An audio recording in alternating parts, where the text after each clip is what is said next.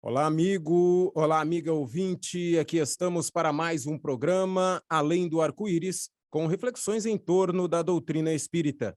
Rogamos ao Senhor da vida, abençoe nossos propósitos de bem servir.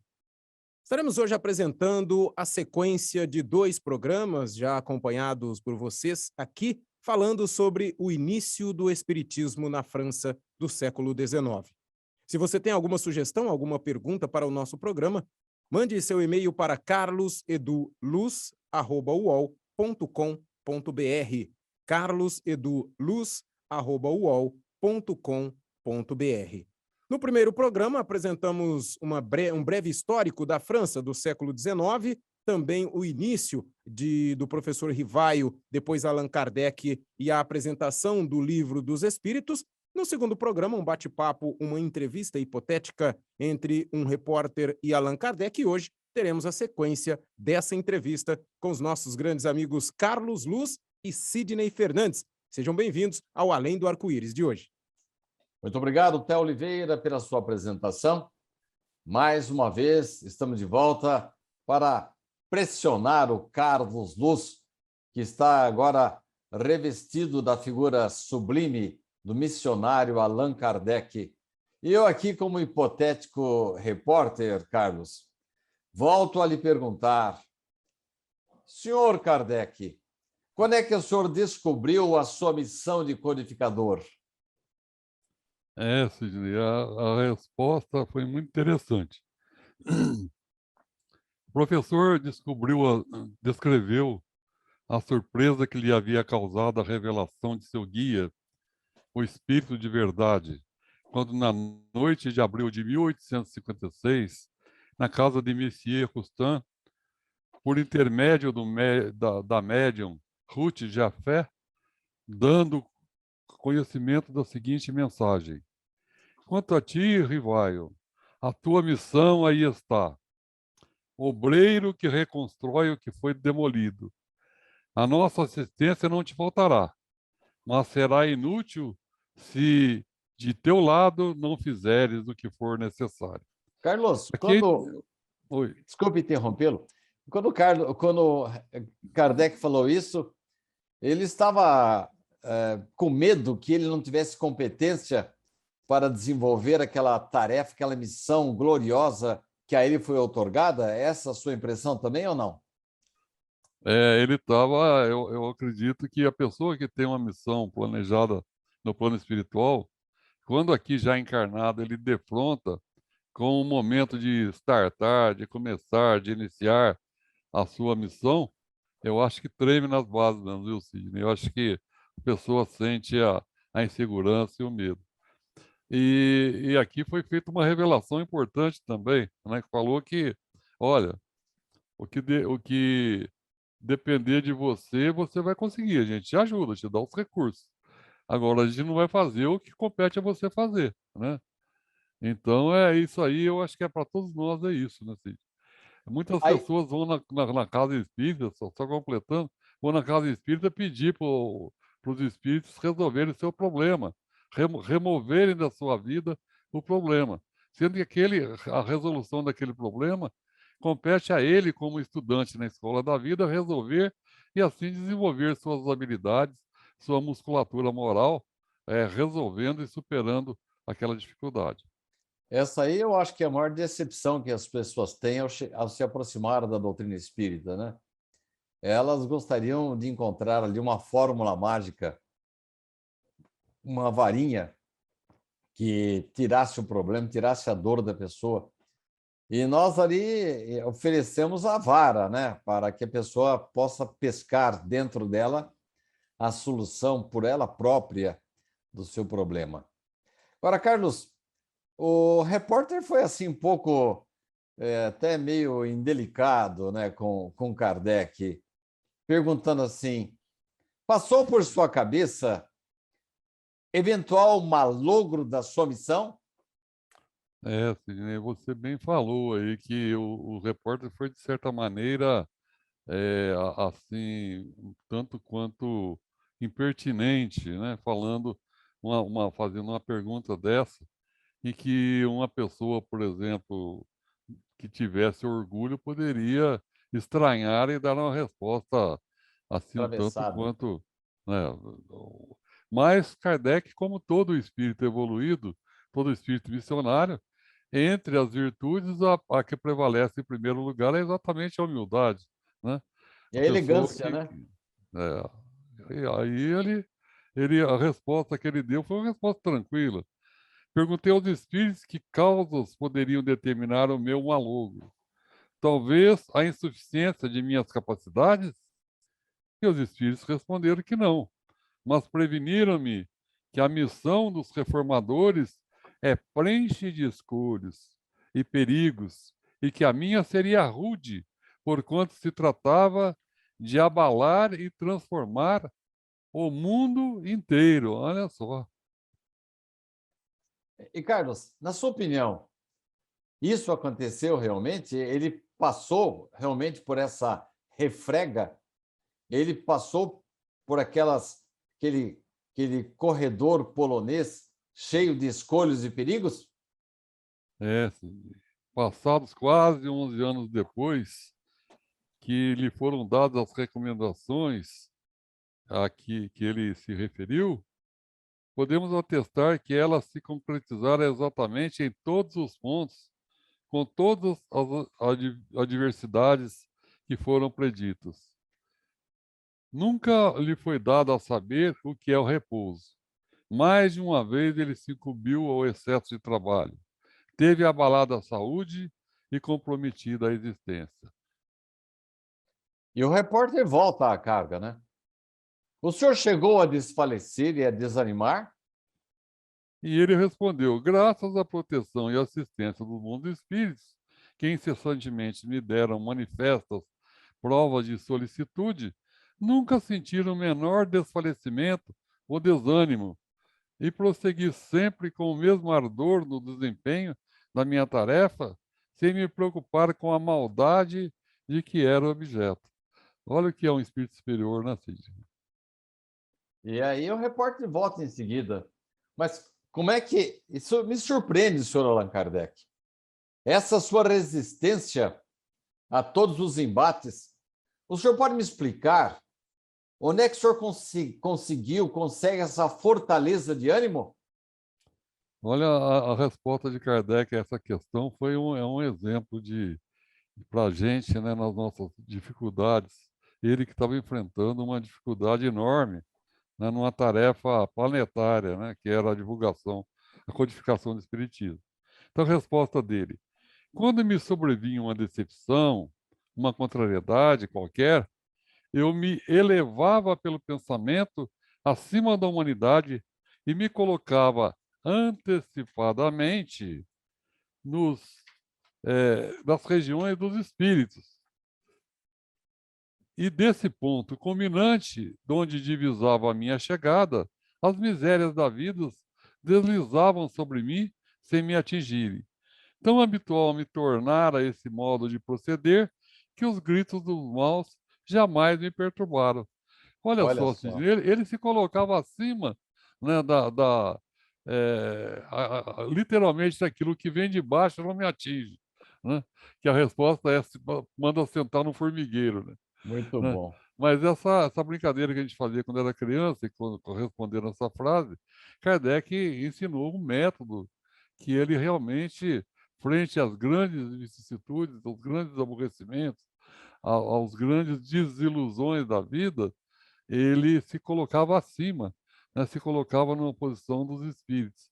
Ele se transportava em pensamento à realidade espiritual e de lá ele vislumbrava, então, a importância do seu trabalho e, com isso, a maneira sua de sentir as dificuldades, os problemas, as agressões que lhes eram dirigidas, elas se tornavam insignificantes.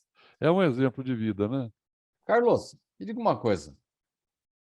Na sua opinião, como é que aconteceu essa transição do simples trabalhador, um frequentador de reuniões e mesas girantes, do trabalhador rival, para a propagação da verdade como autêntico missionário que se tornou Allan Kardec? Como foi essa transição, Carlos? A resposta dele seria essa, assim. Não percebo o que possa justificar em mim graça tal, de preferência a tantos outros que possuem talentos e qualidades que não disponho. Entendi que se eu falhasse, outro viria para me substituir, porquanto os desígnios de Deus não poderiam ficar à mercê da cabeça de um só homem. E, para a surpresa do repórter, ali mesmo Kardec confessou que, a princípio, via uma distância considerável entre o adepto estudioso e o coordenador de uma doutrina. A partir do momento que aceitou a incumbência, partiu para bem dela se desincumbir, com determinação e coragem. E a partir de agora, o que virá pela frente? O senhor continuará dependendo dos espíritos para dar continuidade à sua obra, senhor Kardec? Ou acabou o concerto a quatro mãos e agora está se abrindo um espaço para um trabalho solo? Surpreso com a inteligência e a sagacidade do repórter, que estava visivelmente fascinado com a obra de seu entrevistado e com o gigantesco painel que agora se propunha a compor, Kardec disse: sua imagem é bastante próxima da realidade. Sem mesmo perceber, eu já estava elaborando uma nova doutrina. Agora, não mais com o diálogo direto com os espíritos, mas a partir das minhas reflexões e conclusões. Lamentando chegar ao final da entrevista, o repórter fez a última pergunta para o professor Rivaio. Senhor Kardec, existem os chamados espíritos ordenadores? E aí Kardec respondeu, Sidney: espíritos ordenadores são os incumbidos pelo plano maior de disciplinar as ideias, descobrir suas conexões e consequências, colocando ordenadamente ao alcance da mente humana. Sempre tive consciência de sua existência e de sua importância, e espero sempre continuar contando com esses sintetizadores do pensamento. Sorrindo, o repórter apertou a mão de Allan Kardec com absoluta convicção de que seu entrevistado era um desses espíritos ordenadores. Então, aqui, Sidney, a gente vê que realmente Kardec era um espírito desse ordenador. A sua missão era de trocar em miúdos, né, esse conhecimento que a espiritualidade trazia. A gente vê que no Livro dos Espíritos, ele pegava a informação em vários centros espíritas, em vários locais diferentes, com vários médios diferentes, e assim ele colocava a resposta das perguntas que ele fazia aos espíritos, aquelas respostas que estavam de acordo, ele compilava, e transformava aquilo em uma parte oficial da doutrina, né? Então, toda a informação que nós temos passou por esse critério no Livro dos Espíritos e formou, então, uma base de informações, uma base de dados sólidas. Mas, à medida que Kardec foi publicando as outras obras, muito do que era dito, ele já constava de obras anteriores, né? E ele, então, fazia a interferência dele com o conhecimento que ele tinha pego nas obras anteriores, né, dos espíritos, ele colocava, então, a sua interpretação e a sua ordenação. Então, isso o qualificava mais e mais como um espírito ordenador. Mas lembrando sempre que o fundamento, a base de tudo, é a informação que veio originalmente no Livro dos Espíritos, principalmente, né, que era direto do mundo espiritual e que ele simplesmente catalogava, que ele simplesmente compilava, que ele simplesmente codificava, vamos dizer assim. Carlos, a imagem não é minha, é de Hermínio Miranda, dizendo que, enquanto que no Livro dos Espíritos foi um trabalho a quatro mãos, a partir de o Livro dos Médiuns, a partir daí, embora ainda calcado nas informações dos espíritos, iniciou seu trabalho solo que é isso que você acabou de dizer, são as ideias e os conceitos que Rivaio adquiriu com as suas observações e seus estudos, e Kardec depois passou a desenvolver em cima, com base nos trabalhos iniciais. É isso, Carlos? É, exatamente. E um outro aspecto também é a questão da coerência, né? Aquilo forma um corpo doutrinário, né? A gente usa isso até para estudar, por exemplo, o próprio cristianismo, a exegese, ou seja, a interpretação dos textos sagrados, né? A hermenêutica, o estudo que se faz, né, de textos sagrados, eles usam muito isso aí, né?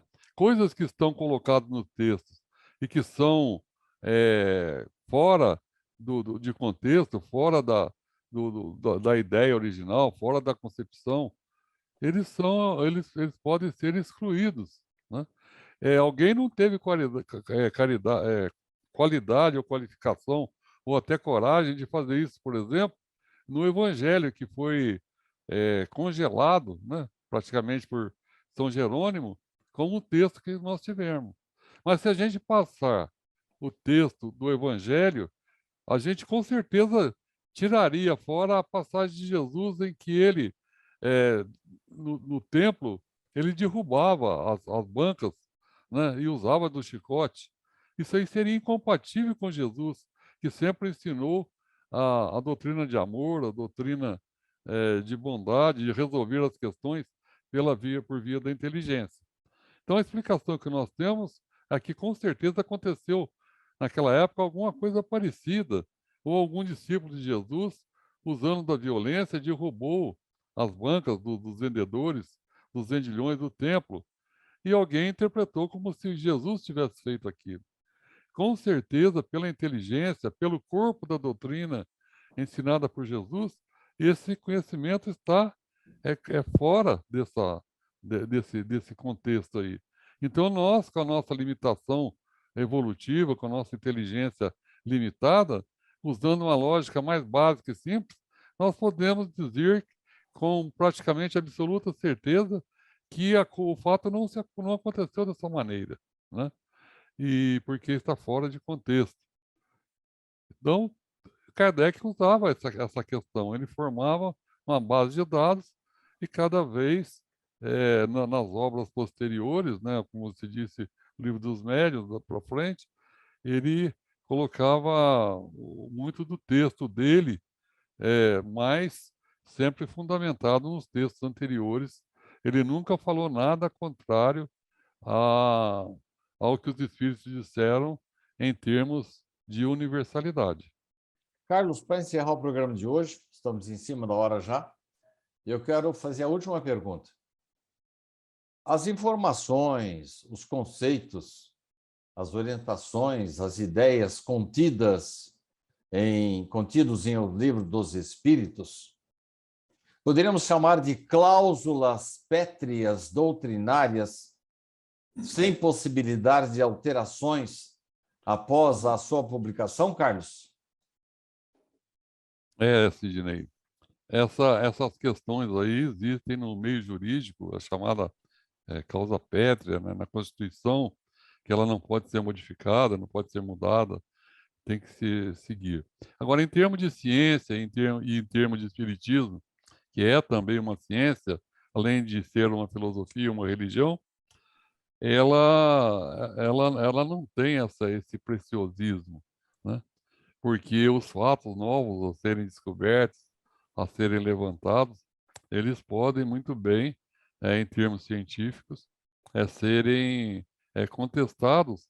E nesse caso, como você citou num programa anterior, citou Kardec, se alguma coisa entre a doutrina espírita e a ciência forem incompatíveis, muda-se a doutrina espírita, né? Porque foi algum erro na forma de codificar. Então, essa flexibilização, longe de destruir a fé, né, ela reforça a fé, porque a fé ela tem que ser aquela que encara a razão face a face em qualquer época. Esse é o entendimento do Espiritismo sobre a questão de fé e razão. Então, se por acaso houver esse conflito, trazido pelo desenvolvimento da ciência, que reflete o desenvolvimento intelectual da humanidade, ela pode muito bem mudar, né? Sem grandes problemas, porque a fundamentação da doutrina espírita, toda a fundamentação dela, né, a experiência de vida e o próprio tempo, que é o senhor da razão, nesse caso literal, né, ele vai comprovando que as religiões atuais, elas mais e mais se aproximam do Espiritismo e chegam a conclusões que o Espiritismo já tinha há mais tempo, né? Então, essa questão da verdade absoluta, por não termos o conhecimento clarificado da verdade na sua completude, nós mais e mais nos aproximamos dela e mais temos visão dela na medida desse progresso intelectual e moral que nós chegamos. Então, isso aí implica em modificação em conceitos, né? Em ideias, né? Lembrando que a causa pétrea, aquela que não pode ser mudada, é a prática do bem, do amor, da caridade, do perdão. São as causas pétreas do cristianismo que se solidificam nos ensinamentos de Jesus e na sua prática. Bem, Carlos, estamos chegando ao final do programa. Como sempre, você é muito objetivo, muito feliz, muito didático. Principalmente com as suas metáforas, você nos traz sempre uma ideia muito clara sobre determinados assuntos. E eu me atreveria a dizer que, como diria minha mãe, nós temos que comer muito feijão ainda para nos aproximarmos da sabedoria plena. Nós estamos muito mais próximos da animalidade do que da angelitude. E daí a gente ter que trabalhar com aquilo que nós temos, que conhecemos hoje. E daí a gente ter sempre uma visão assim, um pouco turva, né, incompleta, sobre tudo aquilo sobre o qual nós conversamos, falamos e estudamos em relação à sabedoria de uma maneira geral e especificamente em torno dos conceitos da doutrina espírita. Mas um dia chegaremos lá, né, Carlos? Daqui a alguns bilhões de anos. Vamos encerrando o programa de hoje. Agradeço, como sempre, Carlos, a sua dedicação, o seu trabalho na redação do nosso programa, o tempo que você gasta aí para elaborar as respostas e compor o nosso programa, que acredito seja do agrado dos nossos ouvintes e espectadores que recebem a doutrina de uma maneira assim mais fácil, mais acessível, como diria Richard Simonetti, trocando em miúdos todo o conteúdo que nós recebemos da espiritualidade. Muito obrigado, Carlos. Agora, retorno para a nossa central, onde o nosso programa é gravado e mixado e editado por Theo Oliveira. É com você, Theo. Obrigado, Carlos. Obrigado, Sidney. Obrigado você que nos acompanhou até agora em mais um programa Além do Arco-Íris. Que a paz de Jesus, o amor infinito de Deus e a sintonia com os bons espíritos estejam sempre conosco. E até a próxima semana para mais um programa Além do Arco-Íris.